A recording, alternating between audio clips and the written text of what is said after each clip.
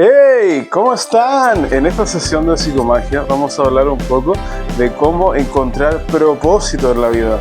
Para ello tendré que explicar cosas como el ego, un poco del inconsciente, así que vamos a ello. Si te gusta este video, like, comentario, suscribir, todas estas cosas que dicen los youtubers, comparte, etcétera, etcétera. Si te quedas hasta el final, entenderás mejor cómo la trayectoria de tu vida te ha llevado a ser tu mejor versión. Vamos a ello. Lo primero que quiero explicar es un poco del ego. Y se pueden preguntar, ¿qué tiene que ver el ego con el propósito?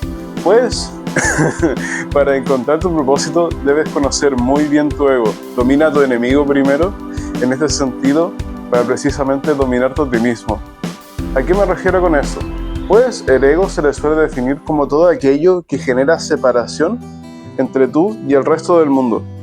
Ahí te vas a dar cuenta de que esto cobra mucho sentido, porque uno dice ya, en general, el ego lo que busca es preservarte, o sea, es una herramienta de supervivencia. Se suele decir que a nivel, por decirlo así, de programación, los seres humanos solo tenemos dos comandos. Uno, tenemos que sobrevivir. Otro, hay que variarse.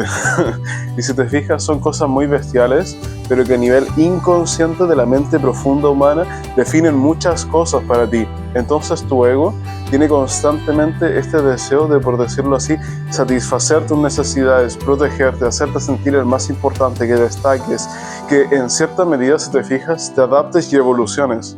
Y uno dice, ok, entonces el ego es bueno. El problema es que el ego también puede ser muy malo. Y uno dice, ya, ¿por qué? Pues, como tocaba este tema en mi video del placer y el displacer, pues, si lo piensas bien, está bien, pero muchas de estas cosas los humanos ya las tenemos muy cubiertas.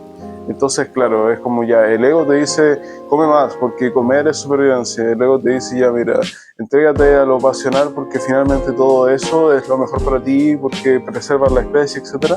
Pero uno sabe que hoy en día ese tipo de pensamiento solamente te va a llevar al fracaso, porque es como ya, qué sé yo, tienes toda la comida del mundo en internet, hay muchas cosas para, qué sé yo, entretenerse. Entonces, claro, ahí el ego se sale de control.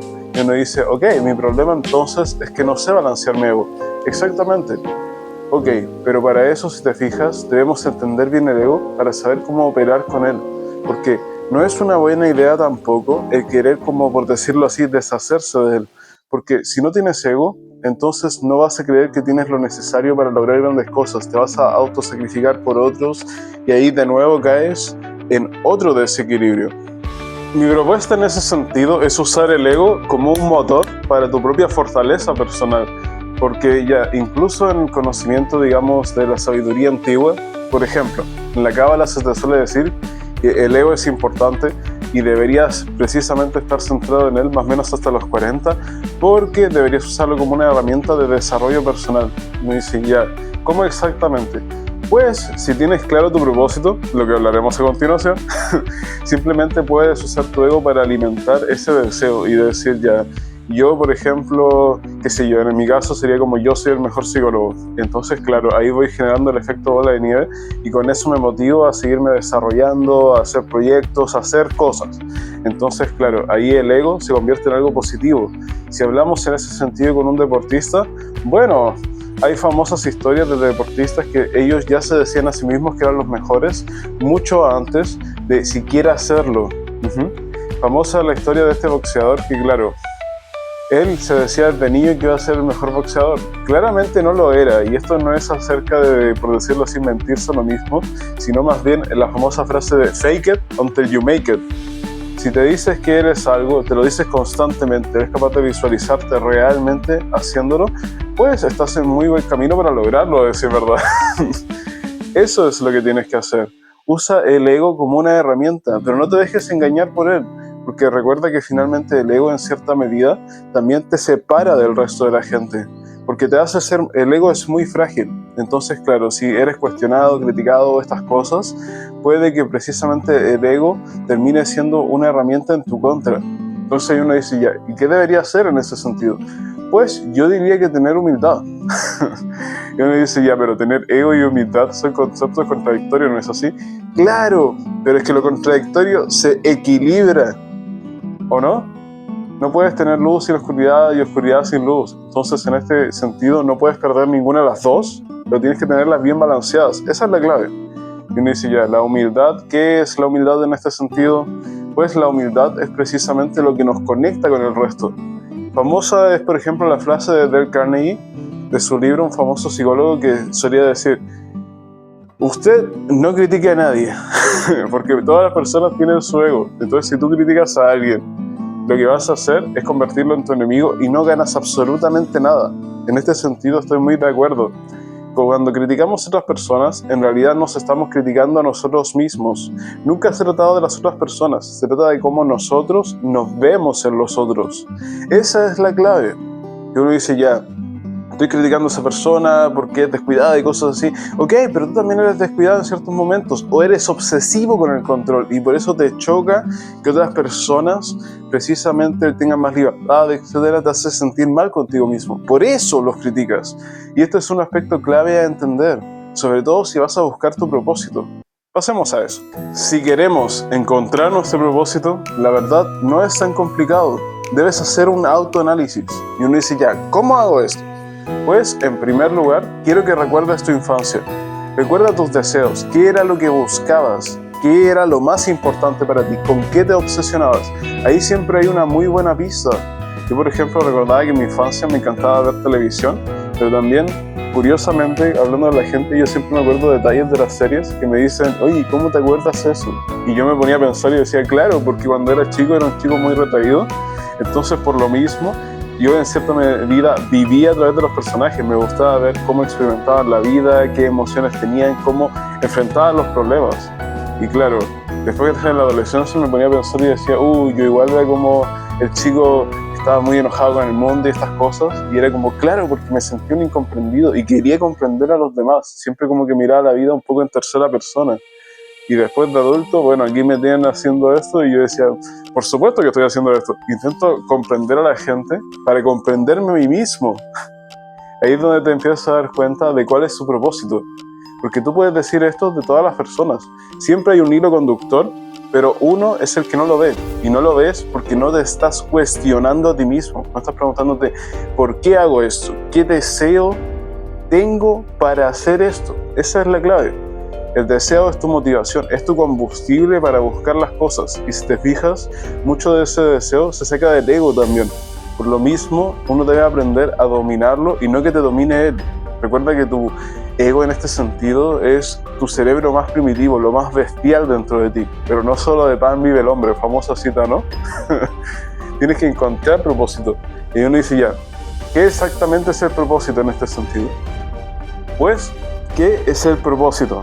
Pues, en general, tu propósito es aquello que quieres dar al mundo. Te lo pondría de esa manera tan sencilla. Tienes que tener un deseo. Y si te fijas, siempre los deseos cuando vienen, en general son altruistas. Uno tiene una idea, así como de, yo por ejemplo con este video quería ayudar a la gente a entender su propósito. No hay nada de malo o egoísta con eso. Deseo. Pero después tú empiezas a pensar y dices ya, ¿cómo le saco algo a ese deseo? ¿Cómo lo lucro? ¿O cómo en cierta medida consigo algo para mí? Ok, tampoco es malo. ¿Por qué? Porque uno tiene que alimentar el ego en ese sentido para mantenerte motivado, para seguir haciendo cosas. Tiene que haber una tajada para ti. Pero el problema de la mayoría de la gente es que en este sentido, cuando hablamos de propósito, ya, tú deberías centrarte en la parte del deseo desinteresado, porque todo lo demás viene después. Porque claro, si ofreces un buen servicio, si haces bien las cosas, pues inevitablemente la gente llega. Entonces, claro, en ese sentido, tu propósito debería ser desinteresado y la parte, por decirlo así, egoísta de todo esto es para ti, es personal para ti, pero no debes centrarte en ella, sino tenerla ahí. Lo sé, tiene su truco, pero claro, ya entendiendo esto, debo otras maneras de encontrar mi propósito porque tal vez ahí no fue suficiente. Ok, no hay problema. Parte clave de encontrar todo el tema de tu propósito es entender tus cualidades y habilidades. Las habilidades en general son cualquier cosa que hayas tenido que aprender. Lavarme los dientes, exactamente. En cambio, una cualidad tiene que ver más con cosas genéticas, si se puede decir así. Es como que siempre has tenido un talento natural para eso, lo cual obviamente siempre es bueno. Y uno dice, ¿y qué tiene que ver esto con el propósito?